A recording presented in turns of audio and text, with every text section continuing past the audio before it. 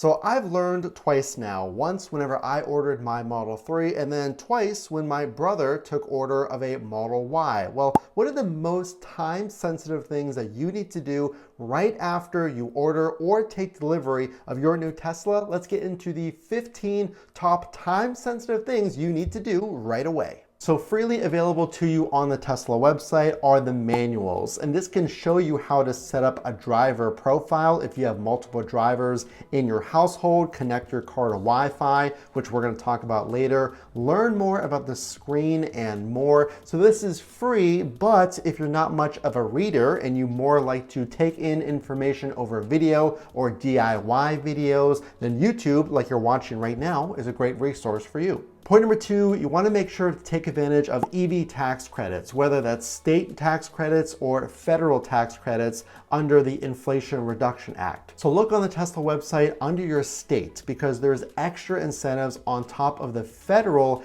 EV tax credit maximum of $7,500. So you could get extra money, thousands of dollars for qualifying Tesla purchase, and there's deadlines. So make sure to follow those deadlines, file your paperwork, and get that extra incentive. In some states, it's up to $12,000 on top of the federal tax credit. So point number 2, file those EV tax credits. Point number 3, you have 2 options, black or white seats. I have black, my brother's Model Y has the white seats. Something to consider is scheduling an appointment at an auto body shop that does ceramic coating. Did you know that you can actually have your white seats ceramic coated? This puts a protective layer on your white seats because these white seats are notorious for color bleed. Whether it's a leather jacket or a new pair of denim jeans, sometimes that color transfers and fades into your white seats.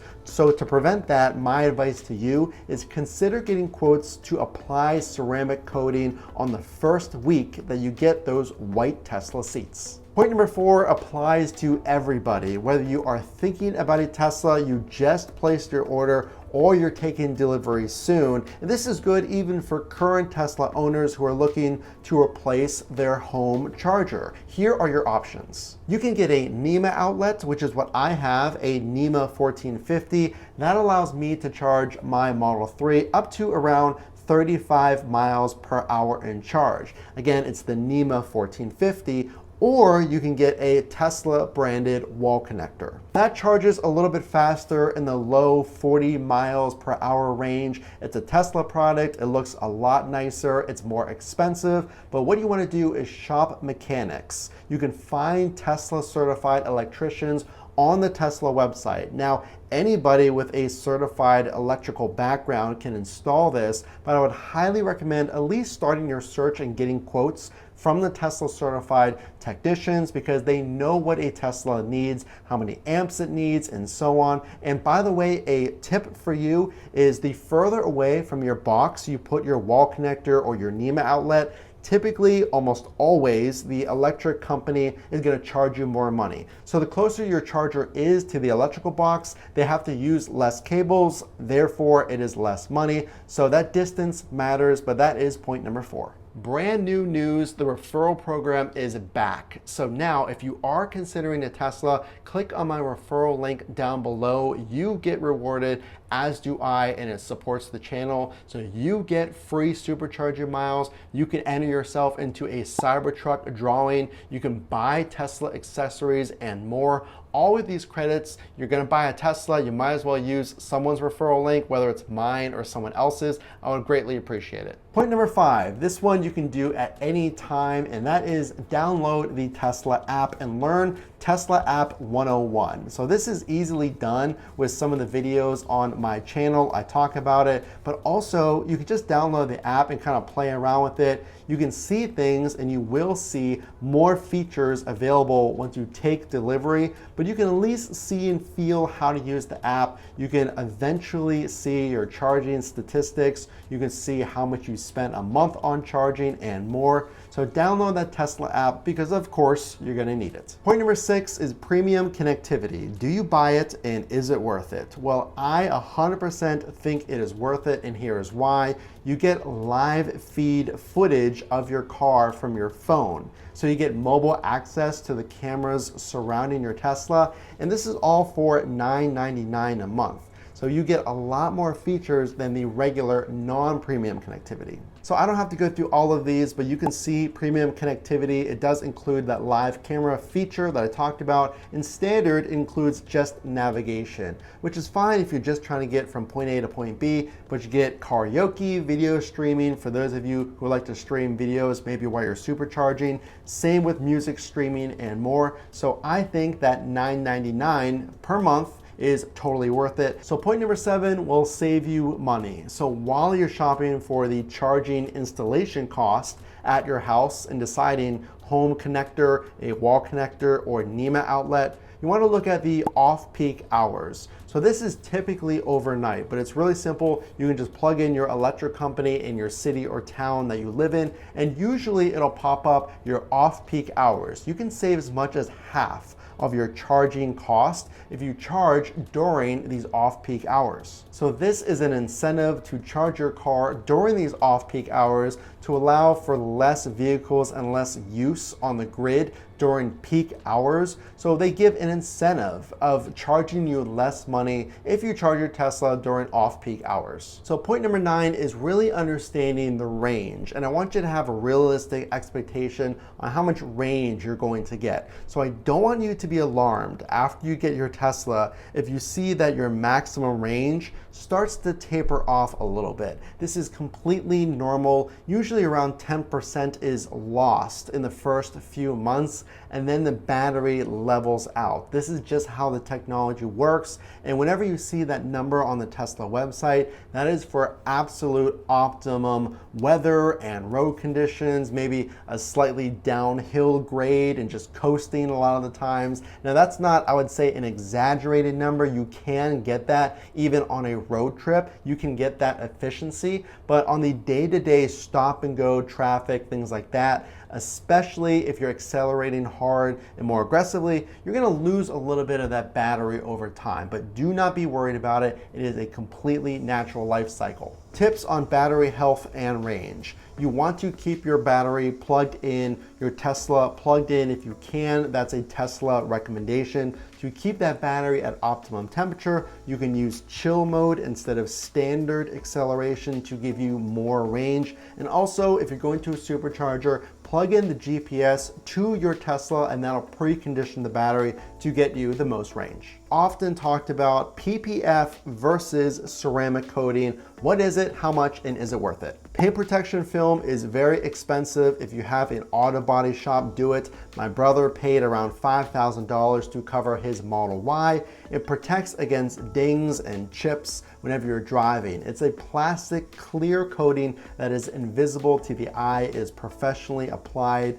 and it takes quite some time. You can buy kits to do it yourself, but it's very time consuming. Ceramic coating is less permanent, but does essentially the same thing. It does repel water and mud and some small scratches and things like that, insects, and it's a film that they put on your car. It's professionally applied, but there's also products you can buy over the counter to do this yourself. You essentially spray it on and wipe it off. I would think of it as a more professional coating than a wax coating. Again, that is ceramic coating. So the next point is Autopilot, something you want to learn about prior to taking delivery of your Tesla, just so that whenever you use it for the first time, you understand what's going on, you know how to engage Autopilot and disengage Autopilot. To engage Autopilot, you double tap twice on the right steering wheel column. That will engage Autopilot. And to remove Autopilot, you can simply press up on that same right steering wheel stock column. You can press the brake,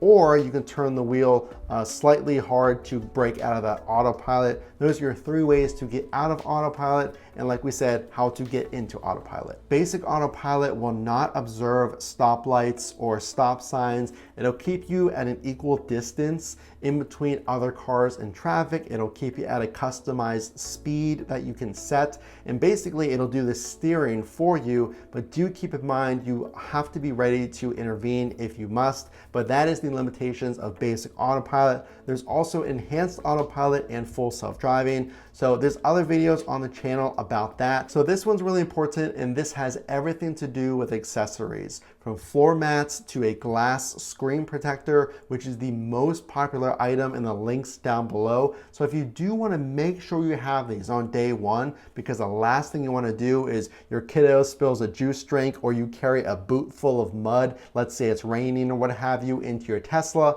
and you have no floor mats. Well, the best accessories are down in the description. If you could click those links and buy your accessories there, it does support the channel. I would really appreciate it. Make sure to connect your Tesla to Wi-Fi soon after you get your delivery. Last year, I received about a software update each and every month, so you don't want to miss those over-the-air updates. So you can connect your Tesla to Wi-Fi by following the instructions on your car screen, and that'll teach you how to find the Wi-Fi and then add in the password so that your car is connected for those software updates. One thing I think is really cool to know are the games and the accessories within your screen. So there's a whole toy box and entertainment section of your screen where you can get software updated games added to your Tesla. You can browse the internet. You can go on YouTube if you want. So there's a lot of things available to you, from fireplace mode. You can have a